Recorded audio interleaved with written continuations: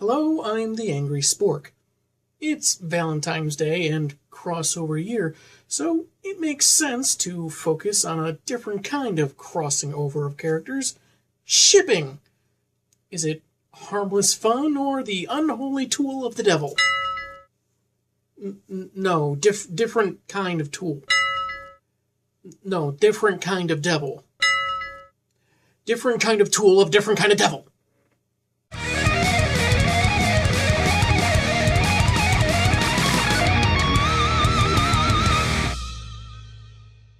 No longer referring to sending parcels from point A to point B, shipping in this context refers to the romantic pairing of fictional characters by fans. Oftentimes, this is unofficial to the work involved, but may also refer to pairings that are obviously going to happen, or others which were more on-again, off-again, before eventually becoming something more concrete. And because it veers off topic and isn't done quite for the same reasons, we'll be avoiding the internet's more, shall we say, lustful interpretations. Hey buddy, wanna see some pictures of and I'm gone. The thing about shippers, they don't need much or any substantial evidence for whatever pairing they conceive. Do two characters get along? Shipped. Do they not like each other? Shipped. Are they complete strangers? Shipped. From different properties? Shipped. Related? What is wrong with you people? Well, in any event, fans genuinely seem to enjoy shipping, and there are those that will use any manner of straw grasping and hyperbole to justify it, as if it should be the official pairing. Whether it's serious consideration or taking innocuous interactions out of context, people will conceive and use anything that puts certain characters together. But if you're like me and don't charter any such flights of fancy, preferring to let the story give you whatever relationship it has, for better or worse, you may be asking, why? For one thing, there's a 2008 study suggesting that the parasocial relationship that can develop between a viewer and a fictional character can be as strong as real-life connections. It acts as a substitute, even to the point that watching one's favorite show makes people feel less lonely. Which might help explain my 7 marriage proposals to Lady J. Not why I haven't gotten a response yet! More than that, this can even have a negative effect for the audience if their favorite characters leave or a bond that they liked comes to an end. As for myself, I seldomly ever get attached to character relationships. But if they ever split up or so much as stop being friends, that's when my murder spree begins! Shipping provides a kind of engagement with a given property. People get invested in a story and its characters, and make that connection deeper if they let their imaginations run a little wild with romantic prospects. It's not unlike the basic drive to write fan fiction or draw a unique piece of fan art, wanting one's creativity to let loose on an idea that the characters haven't faced, or simply just not to a particular fan's satisfaction. But there is more to it, according to a Huffington Post article featuring observations from psychologist, relationship counselor, and man rocking the salmon-colored tie, Dr. Jared DeFife. He suggests that personal investment in a TV show or series of novels, coupled with our basic empathy for others, makes us enamored with the idea of romantic connections, and seeing any tensions arising from them resolved. He even cites fan fiction as a means for some people to resolve these tensions themselves. So, that settles it. Fan shipping is just harmless fun, right? Well, there are fans who get a little too into their own ships. People get so invested in certain characters getting together they willfully ignore any established barriers that prevent the ship from happening in canon, like one of their pairing traditionally not being a terrible person who'd cheat on their spouse, or, most obviously, the characters in the official work just not being interested in one another. At all. The Teen Titans animated series had a few moments between Beast Boy and Raven that may hint at the potential for something romantic. However, it's never established officially in the series proper, and certain interactions shippers cite could also be seen as purely platonic.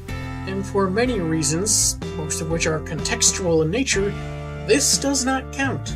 Despite the fact that Raven's eyes never turned into hearts around Beast Boy, or how she would toss him across the room for comical effect, or the fact that BB only ever asked Tara out on a date, some fans invested themselves in the idea. And as is the case with certain people within fandoms, if you don't agree with this or another ship, prepare to be attacked like you just ran over a puppy. Another point of contention for me is when fanships make that thankfully rare appearance in an official piece of fiction. I say thankfully rare because no matter how much you may like your shipping, seeing it fleshed out doesn't always work without drastically changing characters in some respects, and not necessarily for the better.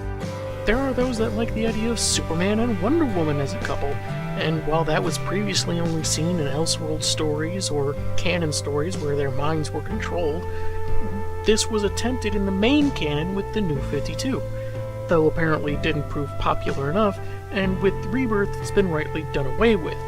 Hint, hint, Tinian.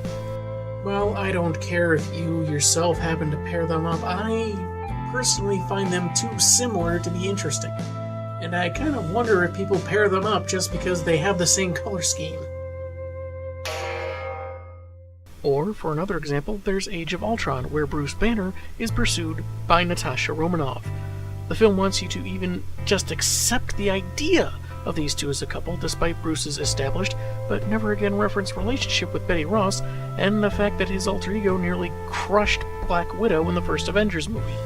This doesn't put puny Banner in a good light, since here he is, the tortured soul that relegates himself to solitude to protect others, including his longtime girlfriend, socializing with others with no mention of the woman he loved for years before he ever met the spy lady. And I'm not sure if that's more or less messed up than the fan outrage that Nat and Hawkeye weren't together. Are they within 3 feet of each other? Shit. Don't get me wrong, I wouldn't turn down an offer to make out with Kung Fu scarlet-haired Scarlett Johansson either, but that's not the point! Yet I think therein lies the problem with some shippers. It seems more about them as fans than it is about the characters they're pairing together, which is why they wouldn't normally work in the related comics and TV shows. Also, why in looking for anything to justify their pairing, they may ignore the fact that pursuing such a relationship wouldn't be in the character's, well, character as established. Again, much like fanfiction, it's largely self-indulgent, which is fine for a personal work, but not always as good when it comes to an official, faithful representation of a character. Back when Avatar The Last Airbender was still airing new episodes, I had this idea for a new move Prince Zuko could develop to get a one-up on his prodigious but deadly sister Princess Azula. But that would go against his personal arc, one of struggle in the face of more talented people around him, yet persevering and finding his true self in the end, even if he needed a little help. While my idea may have looked cool or had been an interesting moment in the series, it would not have fit the character. Which I think supports my feelings that certain fans should not work on characters they're fans of. No matter how well-intentioned said alleged fans are. So if you want to pair up a couple characters in your head when the book or movie doesn't have them together, that's fine. But think of it less like this has to be canon, and more like a dream you had. It's really just for you, and sure, you may find someone who had a similar dream at some point, but don't expect everyone to be on the edge of their seat wanting to hear about it. Don't take it too seriously, or no one will be having fun. I'm the Angry Spork, and this has been an Angry-Torial. Now, if only I could ship a woman with me.